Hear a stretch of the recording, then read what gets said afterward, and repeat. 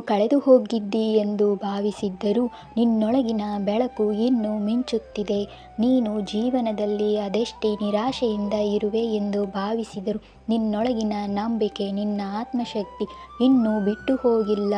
ನಿನ್ನೊಳಗಿನ ಬೆಳಕು ನಾನು ತೋರಿಸುತ್ತೇನೆ. ನಾನು ನಿನ್ನ ಜೊತೆ ಇದ್ದೇನೆ. ಧೈರ್ಯವಾಗಿರು. ನಿನ್ನ ಪ್ರಾರ್ಥನೆಗಳನ್ನು ನಾನು ಕೇಳಿದ್ದೇನೆ. ನೀನು ಏಕಾಂಗಿಯಲ್ಲ ಮಗು.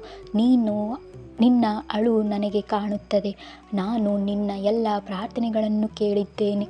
ಸಮಯ ಬಂದಾಗ ನಿನ್ನ ಪ್ರಾರ್ಥನೆಗೆ ಉತ್ತರ ನೀಡುತ್ತೇನೆ. ಆದ್ದರಿಂದ ಧೈರ್ಯವಾಗಿರು. ಭಯಪಡದೆ ಧೈರ್ಯವಾಗಿರು. ಬದಲಾವಣೆ ಬರುತ್ತದೆ. ಬಾಬಾ ನಮ್ಮ ಕೈ ಹಿಡಿದಿದ್ದಾರೆ ಎಂದು ಅರಿತುಕೋ. ನಿನ್ನೊಳಗಿನ ನಂಬಿಕೆಯನ್ನು ಬಿಡಬೇಡ.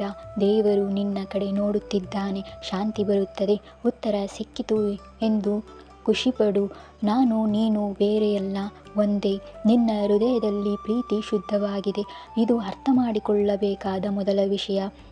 ನೀನು ಏನೇ ಅನುಭವಿಸುತ್ತಿದ್ದರೂ ನಿನ್ನ ಪ್ರೀತಿಯ ಗುಣ, ಶುದ್ಧತೆ, ನಿಸ್ವಾರ್ಥತೆ ಮತ್ತು ನಂಬಿಕೆ ಅವು ಎಲ್ಲಕ್ಕಿಂತ ಶ್ರೇಷ್ಠ. ನಿನ್ನ ಪ್ರೀತಿ ಲಾಭಕ್ಕಾಗಿ ಅಲ್ಲ, ಅಸಲಿ ಭಾವನೆಯಿಂದ. ಅದು ದೇವರಿಗೂ ಪ್ರೀತಿಯು ಸಮಾನವಾದದ್ದು. ಧೈರ್ಯವಿರಲಿ. ಸಂಬಂಧಗಳಲ್ಲಿ ನೋವು, ನಿರೀಕ್ಷೆ, ನಿರಾಶೆ ಎಲ್ಲವೂ ಬರುತ್ತದೆ. ಆದರೆ ಭಯಪಡುವ ಅಗತ್ಯವಿಲ್ಲ. ಪ್ರೀತಿಯಲ್ಲಿ ನೋವು ಬಂದರೂ ನೀನು ನಿನ್ನ ಶುದ್ಧ ಮನಸ್ಸನ್ನು ಕಳೆದುಕೊಳ್ಳಬೇಡ. ಪ್ರೀತಿಯಲ್ಲಿ ನಿರಾಕರಣೆಯು ಸಾಧ್ಯ.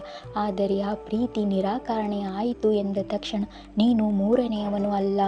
ನಿನ್ನ ಹೃದಯದ ಶುದ್ಧತೆ ಎಂದಿಗೂ ಅಮೂಲ್ಯ.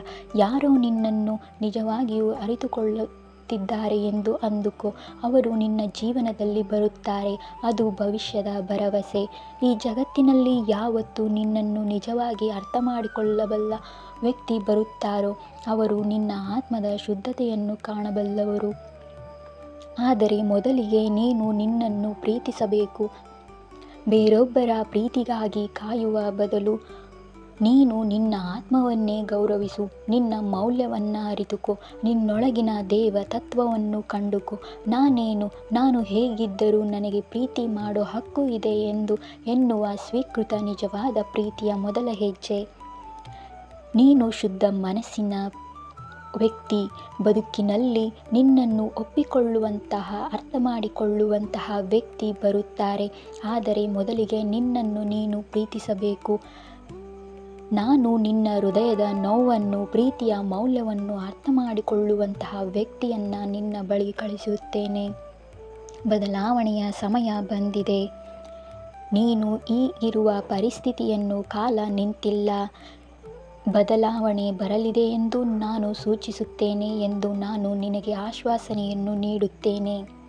ಆ ಬದಲಾವಣೆ ಏನಪ್ಪ ಅಂತ ಅಂದರೆ ಹೊಸ ಉದ್ಯೋಗ ಅಥವಾ ದುಡಿಮೆಯಲ್ಲಿ ಸ್ಥಾನ ಬದಲಾವಣೆ, ನಿನ್ನ ಹಣಕಾಸಿನ ಪರಿಸ್ಥಿತಿಯಲ್ಲಿ ಸುಧಾರಣೆಯಾಗುವುದು, ನಿನ್ನ ಆಂತರಿಕ ಮನಸ್ಥಿತಿಯೂ ಕೂಡ ಬದಲಾವಣೆ ಆಗಬಹುದು.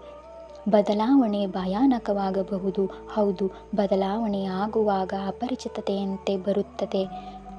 ನಾನು ಈ ಕೆಲಸ ಬಿಡಬಹುದಾ? ಹಣ ಎಲ್ಲಿಂದ ಬರುತ್ತದೆ? ಅದು ಸರಿ ದಾರಿ ತೋರುವುದಾ? ಅನ್ನೋ ಪ್ರಶ್ನೆಗಳು ನಿನ್ನ ಮನಸ್ಸಿನಲ್ಲಿ ಬೀಡು ಹಾಕುತ್ತವೆ. ಬಾಬಾ, ನಾನು ನಿನ್ನ ನಂಬಿದ್ದೇನೆ ಎಂದು ನೆನಪಿಟ್ಟುಕೋ.